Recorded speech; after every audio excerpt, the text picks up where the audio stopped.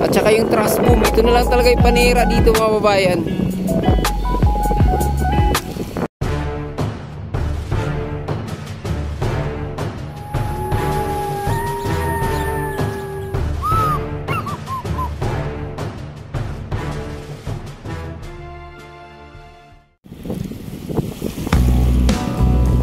Ayan, good morning. Dito tayo sa ating Dolomite Beach mga bayan. Mag-update tayo. Sa oras na to, tanghali na. Wala na halos na masyal, no? Mainit na kasi.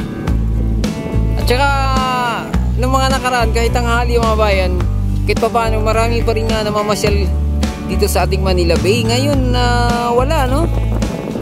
Kaya mga ilan lang, pabugso-bugso lang. Ayan, ang kapagaganda pa naman ng ating Dolomite Beach ngayon, walang basura. Kitang kita, oh. Ayan, oh. Yung iba naman sa ating mga kabayan na doon, nakatambay. Nakatambay dyan. Oh, grabe, wala talaga, oh.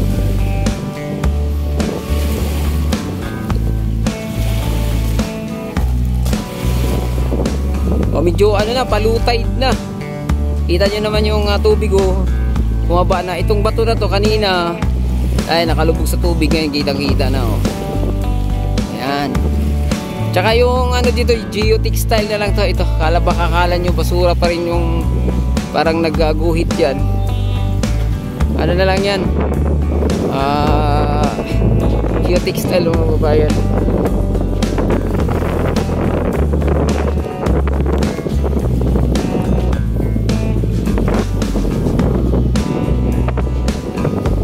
Masarap ng hangin, no? Kaya natatagal itong ating battery ngayon, eh. Kasi masarap ang panahon ngayon dito sa ating Dolomite Beach, no? Yun lang, wala nang tao. Init na, eh.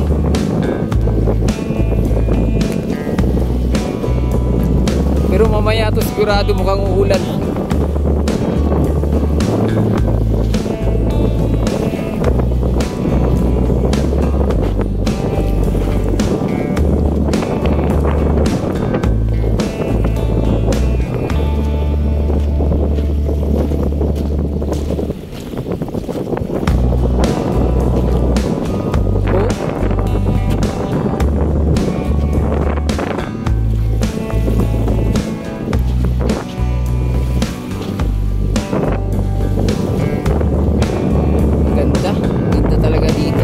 Lalo na tumamaya to yung ating sunset pag hindi to uulan.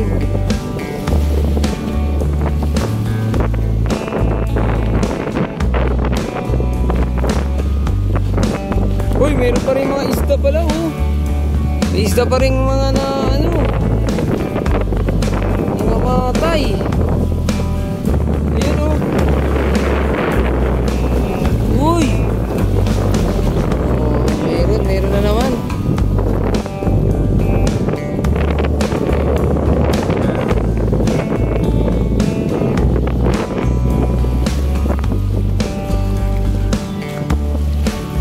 Dito sa part na to talaga namang napakalinis, oh. Grabe. Linis, oh. Tapos yung mga basura na nakulikta ng DENR tsaka MMDA mga babayan, mga Estero Ranger. Yan na lang, oh. Kapiranggot na lang. O, nakakita na tayo ng dalawang patay na isda. O, tingnan natin habang naglalakad tayo dito kung mayroon pa ba tayong makita pa ulit.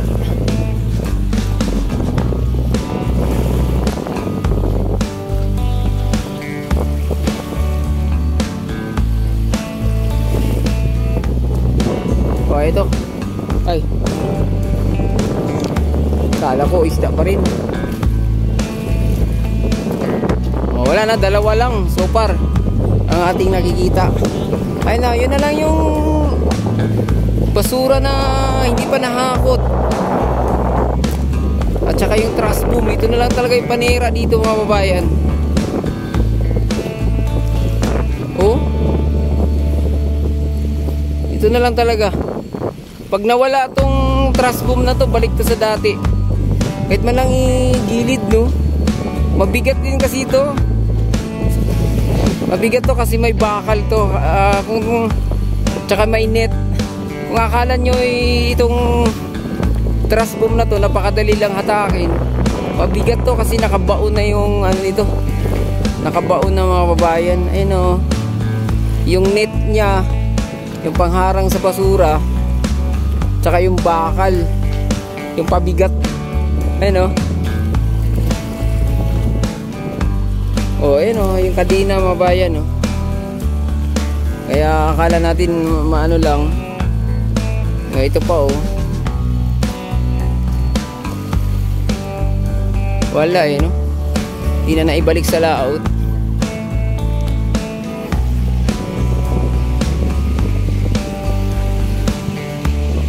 Yan, para na lang tayo dito nag-i-strolling sa ating Dulwite Beach mga babayan, habang nag-a-update sa inyo yung mga kaganapan dito.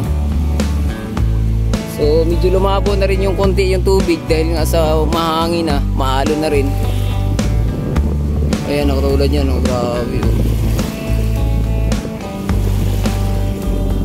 Oh, ang ganda ng ano rito. Ito paano. Oh, ayun oh. Tinutubuan na nga ng mga halaman dito eh. Oh, may mga ano na, iba-ibang halaman na dito. May kangkong. Ayan, good news dito sa bandang phase 3. Pag malapit sa phase 3 pala, oh, gitna ng phase 2. Wala nang basura mga babayan.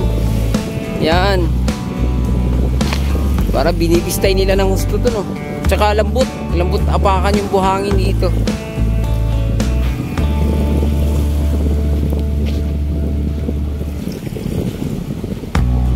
Ayun oh.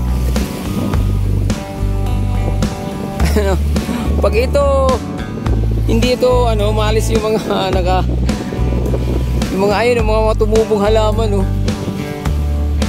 Maging gubat to rito no. Ayun oh, green no.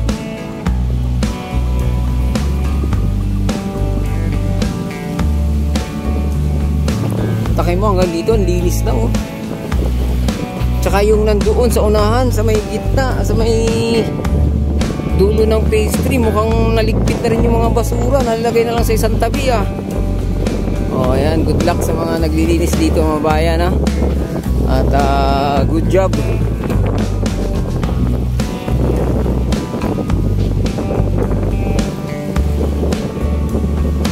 Uy, galing oh. Uy, ano, ay kalapati, akala ko kung ibong agila yung dumapo dito sa buhanginan. Yung king pisir oh, yun, takbo-takbo oh. Bilis tumakbo oh.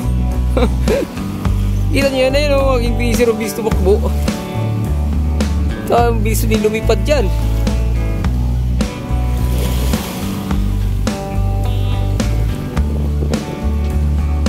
Oh, dito pa nga kababayan, linis na rin. Ayan oh. Kasi ano na sila eh, kumbaga hindi na overload yung mga tagalinis dito eh. Oh, ayan oh. Pati dito malinis na. Oh, yung dati nakakalat ng mga basura nialis na. Oh, ayan, malinis na mga bayan. Oh, di ba? Ayan, nag-aantay na lang hakutin. Oh, nag-antay na lang hakutin yung mga ano rito. Ayan na.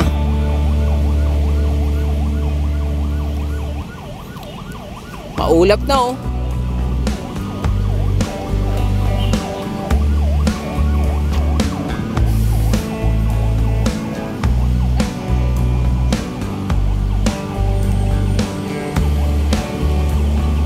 Traffic ah.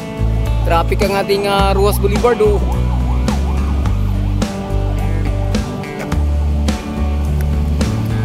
Laki ng barko oh. Yan. Tsaka yung ating mga reclamation doon natigil no, nakatingga yung ating mga reclamation ngayon dyan oh. Oh, kita nyo naman yan oh. Walang movement sa mga barko, walang buhos. Oh. Dapat talaga patigil yan kasi mukhang mapapahamak lang yan yung mga Bulacan area. Yung tubig sa mga outfall hindi na tataas yung tubig dito sa may Ruas Boulevard mga kababayan. Lalo na sa Malabon area, Nabotas, no? Paranaque, Las Piñas, bahain na yan. Ayun na nga yung nirereklamo ni Villar ni Senator Villar. Ayan, so hanggang dito na lang muna ating update, no?